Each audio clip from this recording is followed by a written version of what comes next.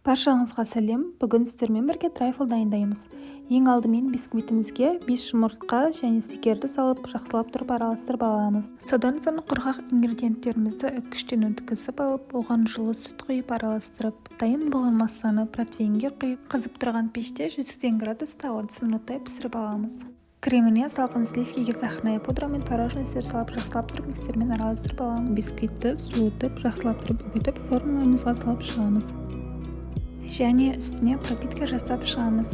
Өз қалауыңызға қарай жеміс-жидектер салып, әдемілеп, үстіне кремді жағып шығамыз.